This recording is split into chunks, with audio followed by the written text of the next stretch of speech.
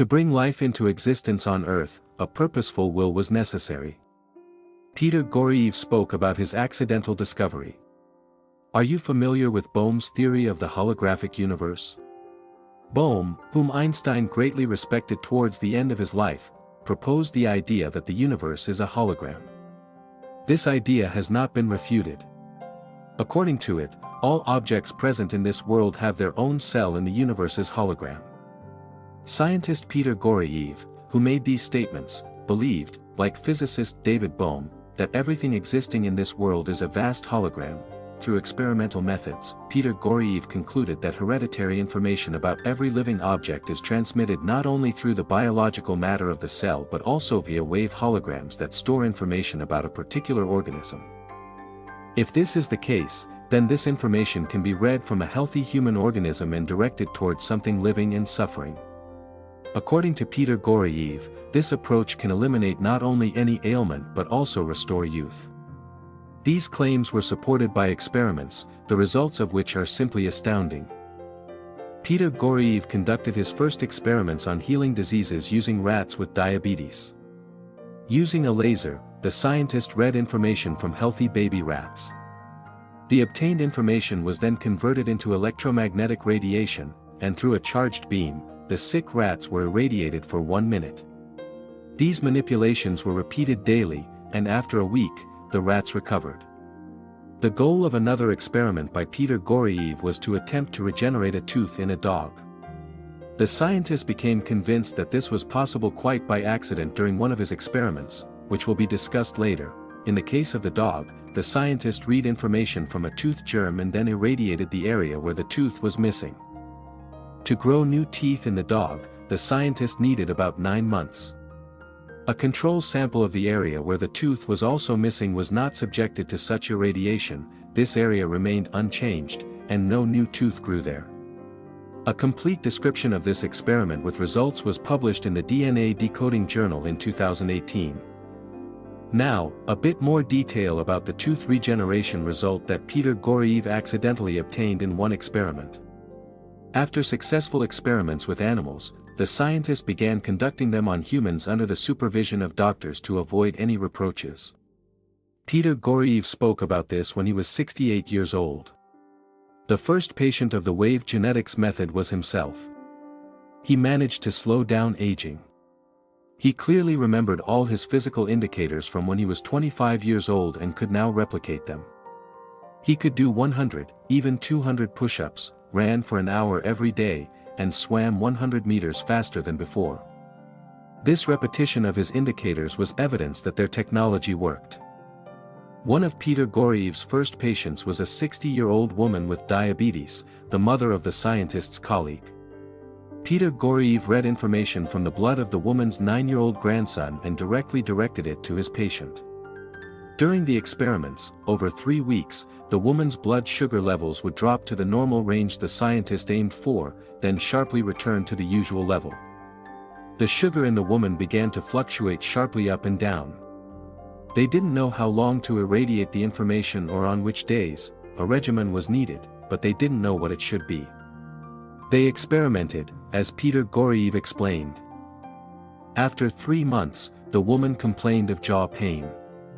According to Peter Goryaev, at the beginning of the experiment, the participant had permanent dentures in her mouth, with only one of her own teeth remaining. The patient took an X-ray, which revealed that 3 teeth had grown under the permanent denture, pressing against the barrier. The scientist explained the regeneration of the teeth by noting that the woman's grandson, from whose blood the information was read, was in an active phase of tooth replacement.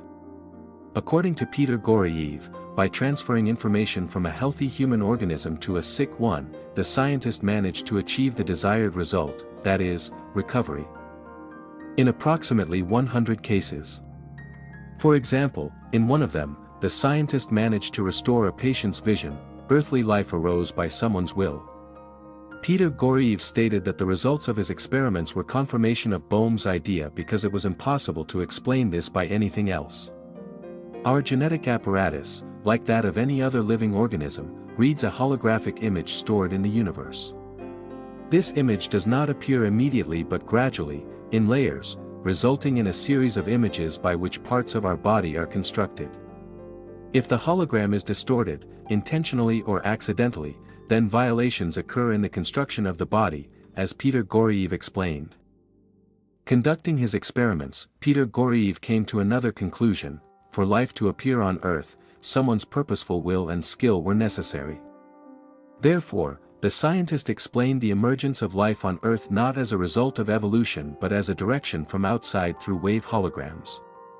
Thus, Peter Goriev came to the idea of a mind that exists in a field form. It is from this source that waves carrying genetic information and energy to all living things emanate. By the way, these views of Peter Goriev have similarities with the concept of scientist Benjamin Pushkin. At the end of his life, he voiced the idea of the existence of hologram forms that contain information about living beings. Benjamin Pushkin believed that life could have been brought to our planet in the form of such holographic images. Life continues, it is infinite. Researcher Marcello Bacci and his contacts with departed people through a radio receiver. Thanks to a large number of messages received using the phenomenon of electronic voices, we can say that the human personality, after physical death, is capable of expressing its feelings and also retaining memory of its earthly attachments. Invisible interlocutors, when transmitting their messages, inspire and ease the suffering of many people. These words belong to Italian researcher Marcello Bacci. Being the owner of a store, Bacci became interested in afterlife research.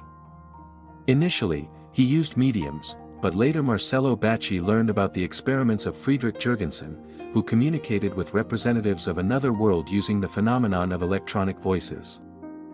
Marcello became interested in these experiments because mediums were no longer needed for their conduct, only a regular tape recorder was required. Marcello Bacci collaborated with Jurgensen on joint work.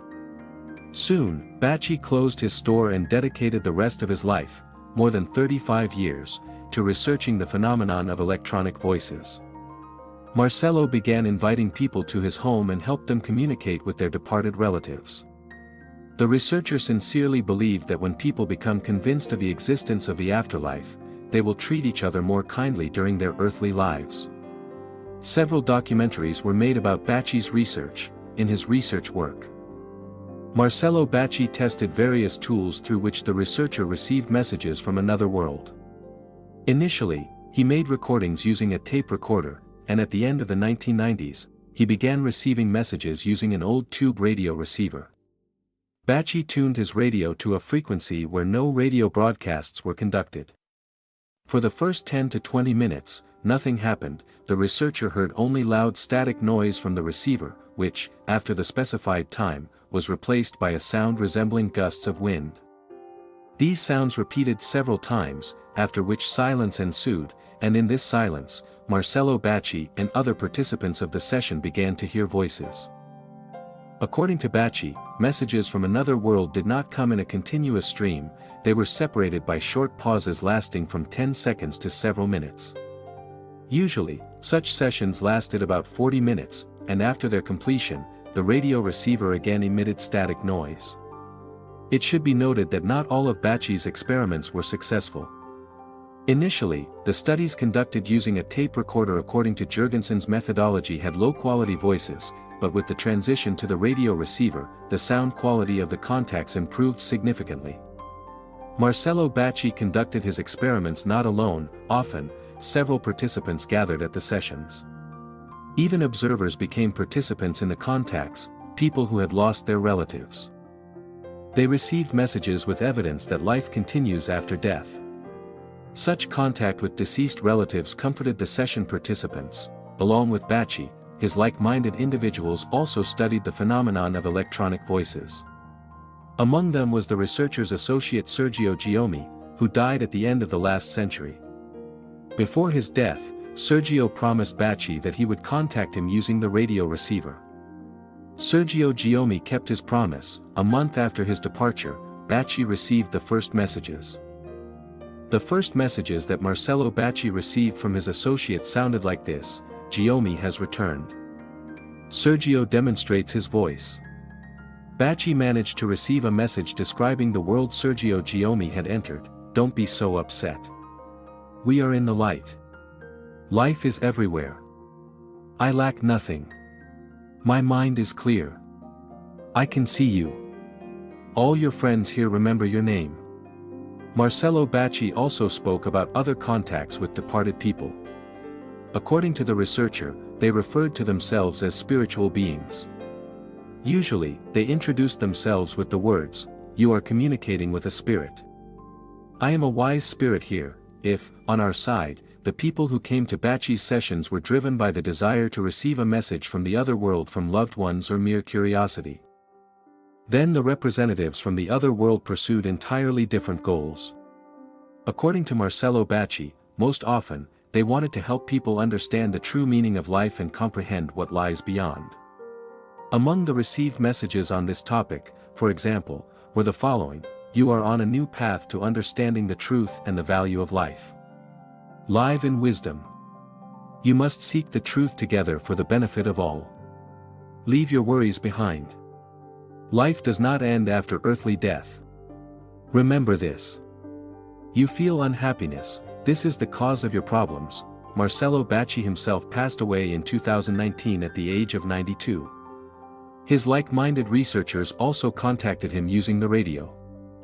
In their messages, Marcello reported that he was happy because he was remembered during his earthly life. The researcher also stated that where he is, it's good, there are kind people here, and it's light. Marcello Bacci did not forget to remind us that life continues, it is infinite.